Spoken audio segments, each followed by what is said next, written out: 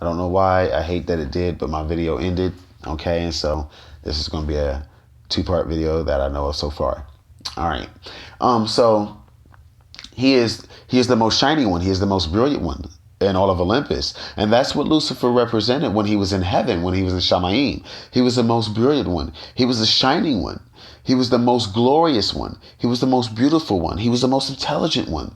He is known as the light bearer, or the bearer of the light.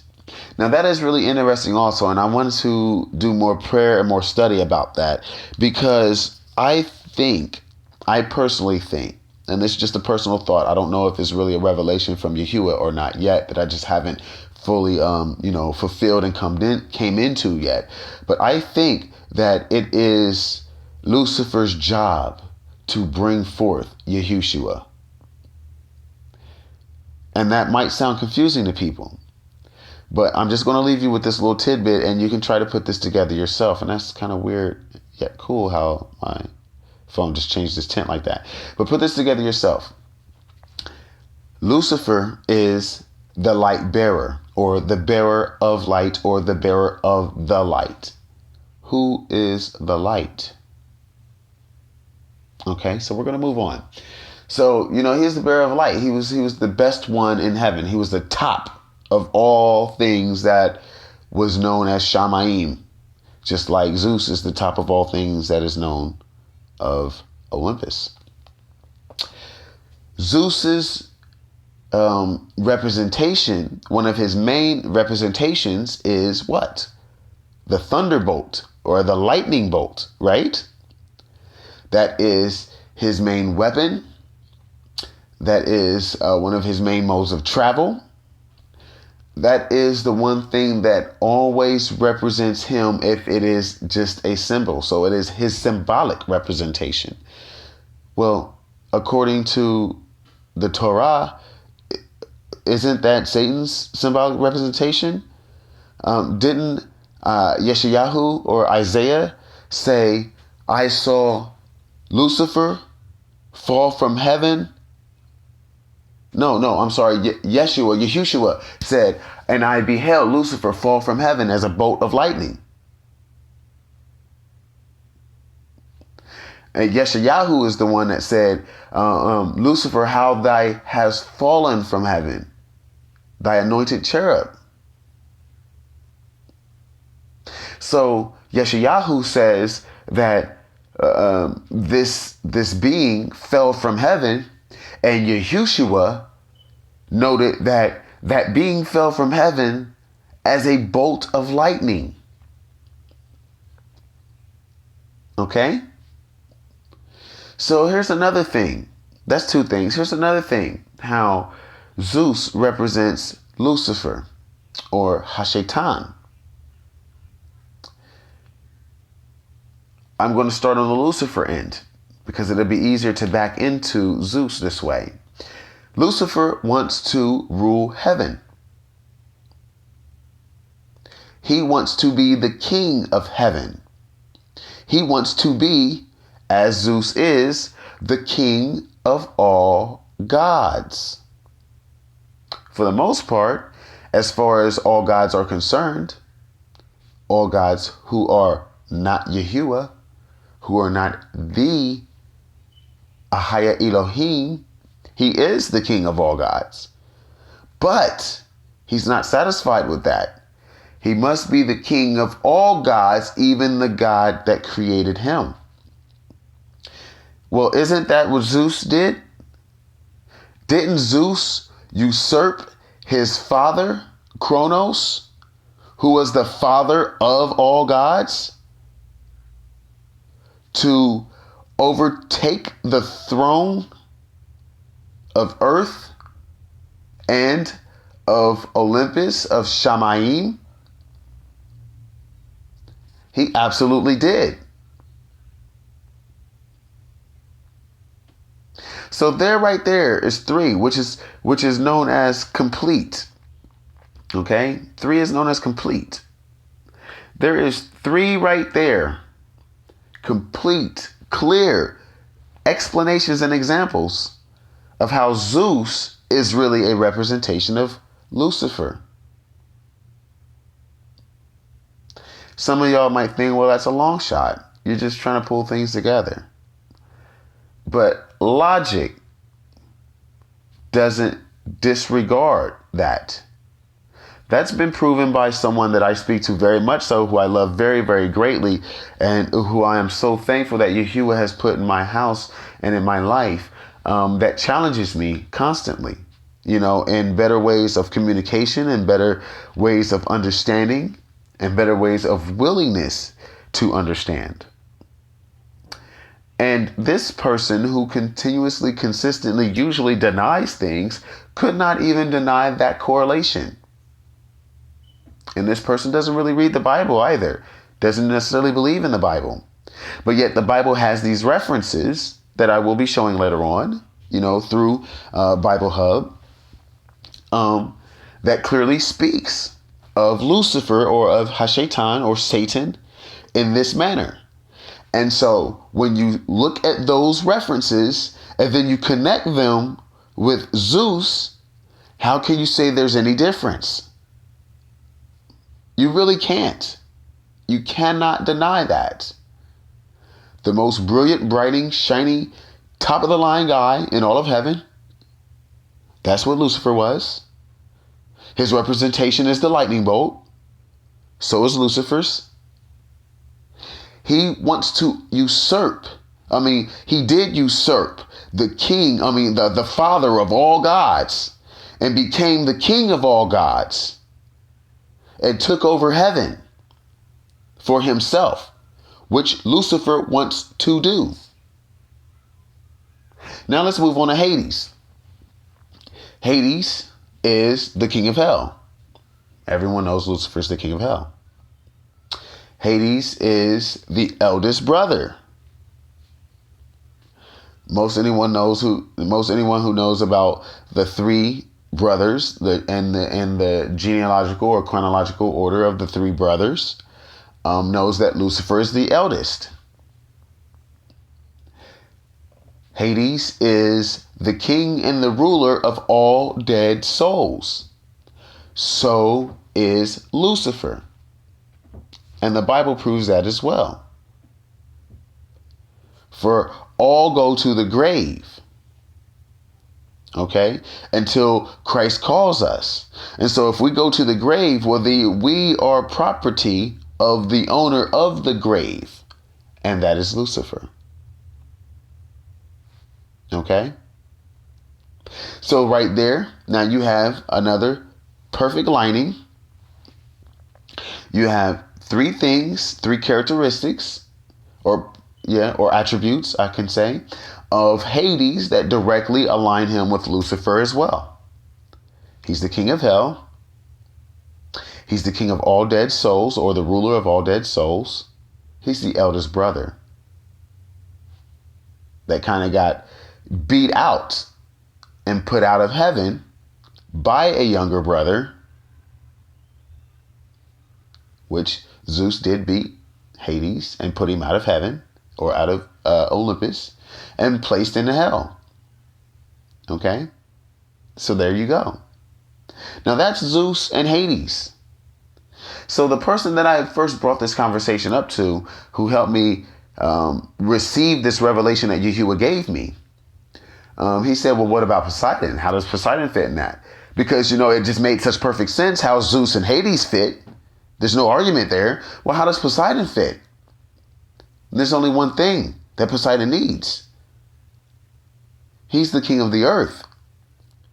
Well, people will be like, no, he's not the king of the earth. He's the king of the sea. But all those who are on the earth would still revere Poseidon as the king of the earth. There were no earthly gods or goddesses that were higher or stronger than Poseidon, because he was one of the three brothers. He was one of the three top of the line. He was one of the three elite. He's one of the three best, one of the three most powerful. So he was the king of the earth. Once you understand that. That's exactly what the Bible says about Satan. It says, for Satan is the god of this world. So you see how Satan does his best to still get glory and be glorified and be praised and get people to worship him. See, he loves to be able to get that worship and adoration, but he doesn't mind not getting it as long as Yahuwah doesn't get it. That's all he cares about. And he cares so much so about that he made his own story about Yahuwah and him overtaking a throne. And he threw in a mixture of who he is in his representations, as well as his ego and what he wants in the Greek mythology. Because he as Zeus was able to overtake Yahuwah, being Kronos, the father of all gods. And then he was able to take Olympus, being Shamayim, heaven, and become the king of all gods, which he wants to do. He is also already the god of this world, which Poseidon is. And that's all he had to do for Poseidon. That's the only representation he needed to give Poseidon. That was simple enough, because it explains itself. Because the sea is the majority of the earth. Can anyone deny that? Is there more water on this earth than there is land? Or is there more land on this earth than there is water? So he who rules the sea most likely also rules the land. Simple mathematics. 2 + 2 always equals 4. Perfect equation. Even when you turn that plus sign on its side and make it a multiplication sign, the answer never changes because it's a perfect equation. And then for Hades, he represented Hades as far as his disgust and his dislike. And that's also why he gave Hades the most beautiful woman on the earth. He made sure to give himself the most beautiful queen, or wife. Didn't really need. I'm not even sure about Poseidon's wife. I have to check more into that. But I don't recall Poseidon ever being mentioned of having a wife.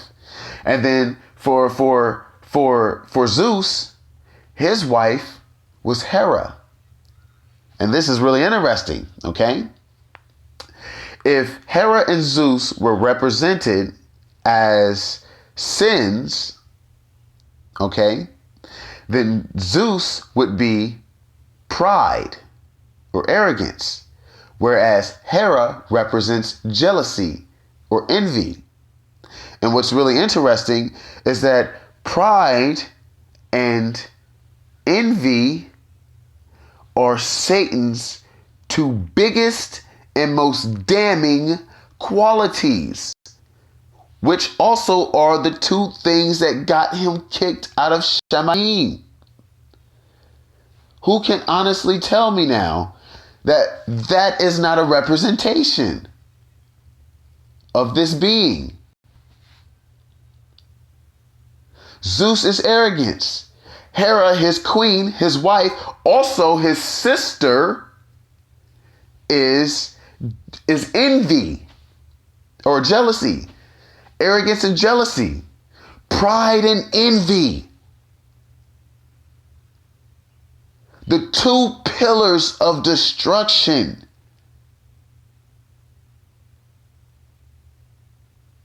And greed is the foundation for both of them. Because if you're prideful and you're arrogant, you're greedy for attention.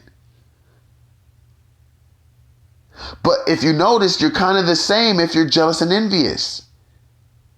Because some people are not jealous and envious for what people have, but the attention that they get. And Satan is jealous and envious at the attention that we get. And his pride and arrogance burns hot against the fact that we have Yahuwah's love and grace.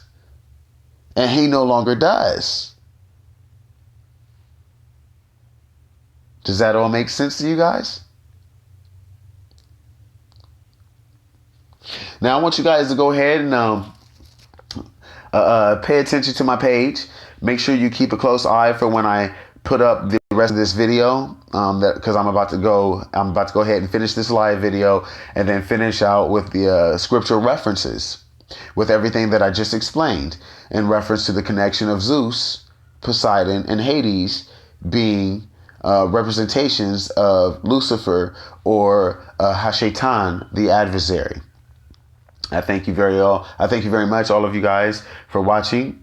This is excuse me again. This is Nabi Ahaya Elohim, prophet of the Most High God, the modern day prophet, Melech Brian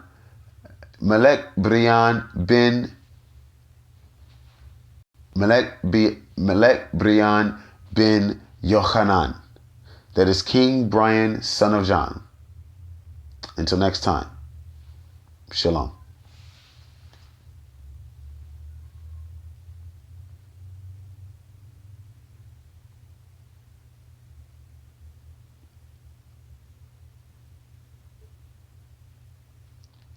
Okay, so we're going to go ahead and finish this out as quick as possible here. And I'm going to go ahead and pull up my Bible Hub app. All right, I guess I didn't already have it up, so we'll just pull this up here. Boop, there it is. Whoop, there it is. All right, that's from one of my last little studies. All right, so I said that, excuse me again, I said that Lucifer is represented as a lightning bolt. Okay, so let's look up. I saw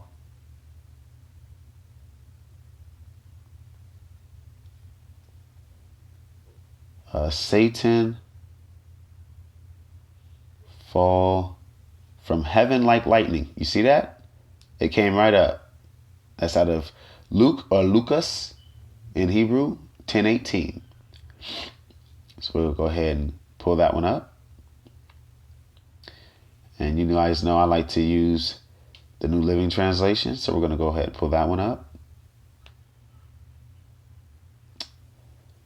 All right. And here we are. When the 72 disciples returned, they joyfully reported to him, "Lord, even the demons obey us when we use your name." "Yes," he told them, "I saw Satan fall from heaven like lightning. Look, I have given you authority over all the power of the enemy, and you can walk among snakes and scorpions and crush them. Nothing will injure you. But don't rejoice because evil spirits obey you. Rejoice because your names are registered in Shamayim." Now I want to go ahead and read that whole verse. And let me go ahead and pull that back up because I want to point out a couple of things. Bro, listen, I got your message. I'm still doing my video. You lighting that up on my video is just not cool. I can't even hear you. All right, well.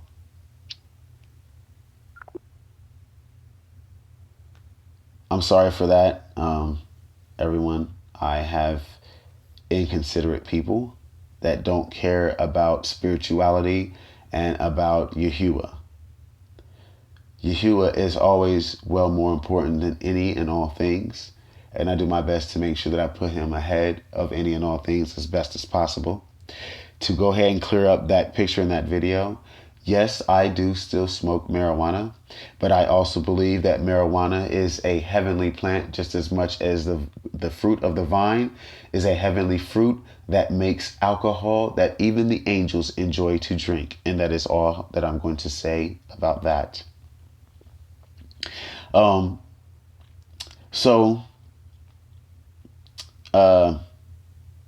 As you see here, Yahushua tells them that he saw Lucifer fall from heaven like lightning.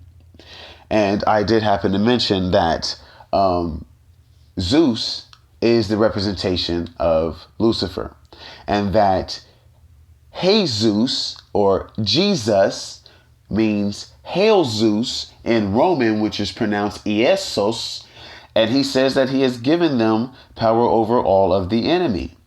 Okay? Well, the thing is that any other god or entity that is not as strong as Zeus or Lucifer will bow to him and will flee from him. And it is, I know, it might be damning to some that I'm using the Bible to reference this information, but there is a point in this Bible where the Sadducees, or the Pharisees and the Sadducees, said that Yahushua was casting out demons by way of the devil. And Yahushua said that if the devil is fighting the devil, then his kingdom is already destroyed, which his kingdom is already destroyed. And he is fighting against members in his kingdom because he cares about no one but himself, or it cares about no one but itself. And its mind and mentality is simply to be placed above all things. And it will step on and utilize and use anything that it chooses to use to get where it wants to be. Simple as that. And so, though these words came from Yahushua as a representation being the name Jesus, these words were spoken specifically about Hashatan and his ability to even make demons flee. It was prophetic. It was giving knowledge. This is the reason why Yahushua didn't necessarily argue with him. He didn't say, well, that's not necessarily true. He just said, well, if Satan's house is against him, or if demons are against one another, then Satan's house is already destroyed.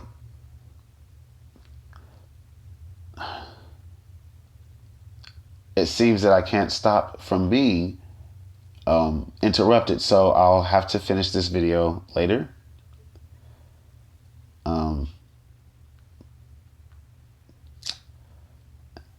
Thank you guys, and I will be back to you soon.